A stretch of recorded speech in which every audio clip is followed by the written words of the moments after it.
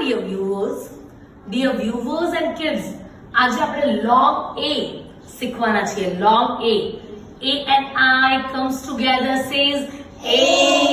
એવું આપણે જે જોયું છે ને એના બહુ બધા ડિફરન્ટ ટાઈપ ઓફ ફોર્મેશન છે. હવે જુઓ તમે A dash E, A B A sound આપે, આ બી A સાઉન્ડ આપે, આ બી A સાઉન્ડ આપે.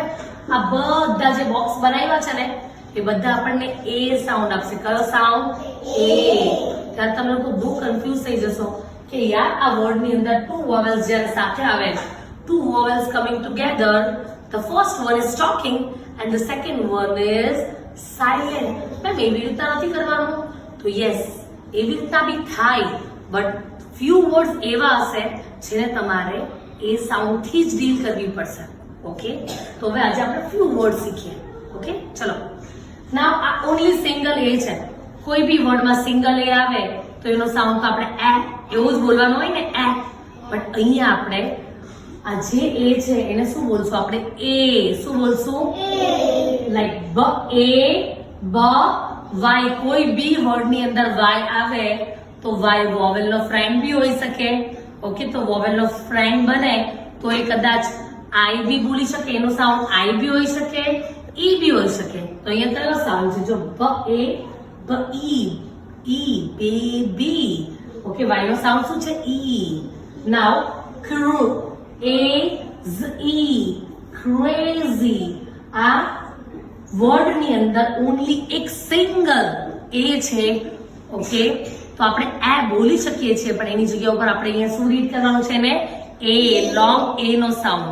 ઓકે, ચલો નાઓ A dash E. તમને ખબર છે ને આને મેજિક E બી કહેવાય, આને સ્પ્લિટ ડાયગ્રાફ બી કહેવાય, આપણે કઈ બી કહી શકીએ.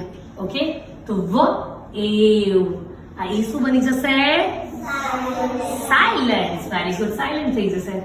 sh comes together, sh એક સાથે આવે ત્યારે એનો સાઉન્ડ શું થશે? શું થશે? શ એ. શું થશે? શ એ. આ ઈ શું થઈ ગયો? સાયલેન્ટ. Very good. ચલો નાઉ એ and I. આ વર્ડ તો ફટાફટ રીડ કરી શકશો ને? ચલો રીડ કરો જલ્દી. Very good. અહીંયા trail. ઓકે, ચલો નાવ હવે યાદ રાખજો આ એ વાય જ્યારે બી કોઈ બી વર્ડમાં આવે ત્યારે લાસ્ટમાં આવશે. કેમાં આવશે? લાસ્ટમાં. ચલો રીડ કરો. play, j a day. સમજમાં આવ્યું? ચલો હવે હું કોને બોલાવું? કમ શ્યાંશ, કમ. જો હવે છે ને ઈ અને આઈ, અહીંયા જે બી વર્ડમાં છે ને ત્યાં તારે એ બોલવાનું. શું બોલવાનું? એ. હવે યાદ રાખજે આ વર્ડ છે ને એમાં મેં ડેશ કરી છે એટલે આ જી શું થઈ ગયો છે? વચ્ચે સાયલેન્ટ થઈ ગયો છે. ચલો હવે રીડ કરી શકીશ? ફિંગર રાખો. વેન. Very good. નહીં, ગ શું થઈ ગયું છે? સાયલેન્ટ, એટલે એને નથી બોલવાનું. Rain. Very good. hair. Very good, very good, very nice. ચલો ઓય મેં તમને લોકોને બીજી વસ્તુ કહેવાની તો ભૂલી ગઈ. તમને ખબર છે ને ડાયગ્રાફ એટલે two vowels making one sound એને ડાયગ્રાફ કહેવાય, યા two letter making one sound એને ડાયગ્રાફ કહેવાય. Trigraph, three letters making one sound એને ટ્રાયગ્રાફ કહેવાય. અહીંયા તો જો 1 2 3 4 4 લેટર મેકિંગ વન સાઉન્ડ એને કહેવાય ક્વોડગ્રાફ. શું કહેવાય? ક્વોડગ્રાફ. યસ, અહીંયા ક્વોડગ્રાફ આવ્યું છે. ક્વોડગ્રાફ ની અંદર છે ને વર્ડ એકદમ ઇઝીલી રીડ થઈ જોજો. આ જે છે ને આ તમને ચોક્યા છે. ચલો રેડી? આ જો EIGH તો એને EIGH ને બોલો 8. ઓકે, નાઉ વ 8. Wait. Now slave. કેટલું ઈઝી છે યાર. 4 letter making one sound. Quadgraph. Okay. ચલો now E and A. હવે જો કોઈ વર્ડ ની અંદર E અને A સાથે આવશે તો બી એ સાઉન્ડ આપશે. ઓકે, ચલો આને રીડ કરજો. ગ્રુ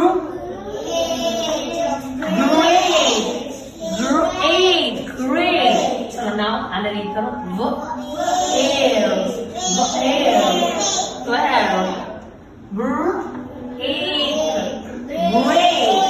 ઓકે ચલો નાવ EY few words એવા હશે જેમાં ઈ અને વાય આવશે લાસ્ટમાં જ આવશે વચ્ચે નહીં આવે ઓકે લાસ્ટમાં આવશે અને કયો સાઉન્ડ આપશે